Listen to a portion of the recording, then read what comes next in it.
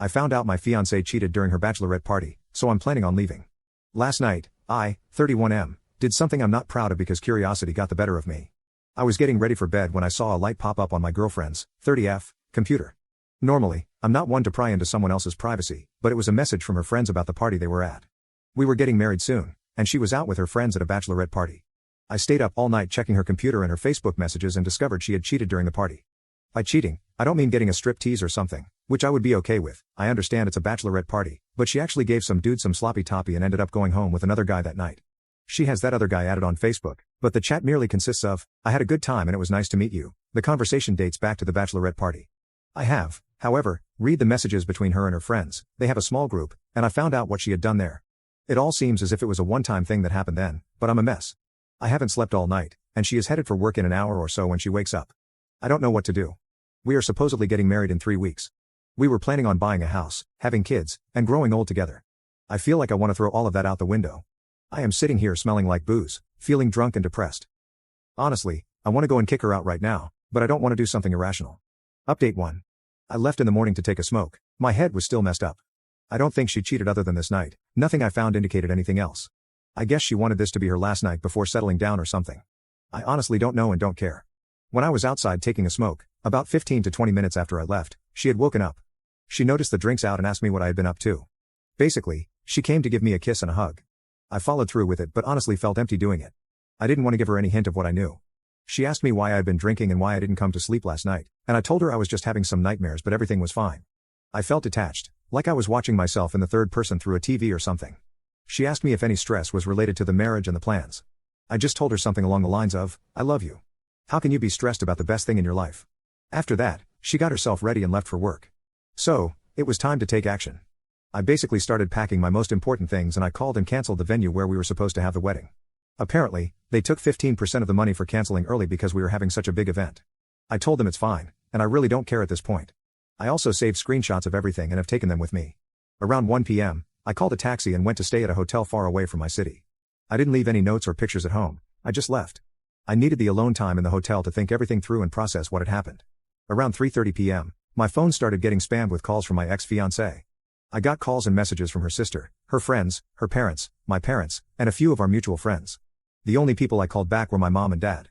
I have huge trust in my parents. I basically spilled the beans and told them a nicer version of what had happened. I asked my dad not to say anything and also asked my mother not to say anything. I told them it's ended, it's over, and that I won't be getting married anymore. I also told them not to tell anyone about what I told them. I didn't tell them exactly what happened, just that I found out she wasn't being loyal to me. I didn't think giving details would help in any way. Around 5 p.m., my dad called me back and told me my ex-fiancée is completely hysterical and has basically broken down. Completely not understanding what is going on, I just told my dad not to intervene and that I needed some alone time right now. I basically shut my phone down and have been staying silent ever since. Her sister knew about what happened at the bachelorette party, and I have the text to prove it. She even laughed about it and told her not to feel guilty because it's a bachelorette party, and that women should go all in on this night. I really feel like Neo in the Matrix, dodging bullets in slow motion. However, instead of dodging bullets, I have dodged an unfaithful wife, endless fights, and a ton of depression. I honestly feel a lot better knowing my life will get better. Unfortunately, she has broken down and is begging me to take her back, as is her sister and her friends. Update 2. Yesterday, my phone was being spammed by many family members from her side and friends. I had this gut feeling she was going to come up with an excuse of some sort. I picked up the phone, and the first thing I heard was a torn voice. I could hear she had been crying all day and was in a messed up state. She kept begging me to come back, that there was an explanation for everything, and that she loved me. She said I had misunderstood the entire situation. I told her to explain it to me right then and there. She said because I had only seen a small part of the conversation, it had all been misunderstood, that I should come back home, that she loved me, and that I had taken an irrational decision to leave. During the entire conversation, I was just giving really short, empty answers in a cold manner. After she told me it was all a misunderstanding, I told her to call me back in 10 minutes and to check Messenger. After I hung up, I sent her the entire conversation with a ton of screenshots. Not all of them, but most of the important ones. It didn't take 2 minutes for her to call back, crying hysterically, saying sorry for everything, that she wanted to unalive rather than lose me. She said she was forced by her friends and her sister to have fun one last time, and that she needed to let all the energy out before stepping into a marriage for life. I stayed silent. The more I didn't talk and just said okay, the more she cried. She started telling me I could sleep with other women if I wanted to get back at her, or that she would tell everyone about what she did so I could take her back. I told her that sleeping with other women was not something I needed because the moment I met her and started loving her, she was the only woman I needed. I didn't need to meet or sleep with someone to know the best thing in my life was waiting at home. She kept begging and begging. So I just told her that if she came clean to her parents and family, I would think about it. After that, she started saying something, but I just hung up. Suddenly, her father called me up and apologized for everything. He and his wife knew what happened now, and he was so sorry for all of this.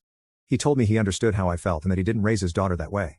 His wife basically stole the phone from him and told me her daughter had never been this destroyed before. I politely told her I appreciated her opinion and then said, I have to go, goodbye. My ex-fiancée called me back and begged me again, saying she told her parents and also sent a text message to our mutual friends about what had happened. She kept apologizing on the phone, and I didn't say much.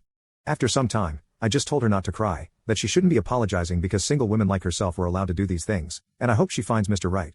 She started crying even harder, and then her sister took the phone. She said, we told everyone what happened, are you going to take her back now? I only said I would think about it. She then tells me her sister was turning into a dangerous situation of wanting to unalive herself because of all of this. The only thing I said after she told me that was, it's a good thing you are close to her so you can make sure she doesn't do that. Maybe take her to a doctor or something. After this, I just hung up. My phone had been blowing up with messages from everyone, and I didn't plan on responding.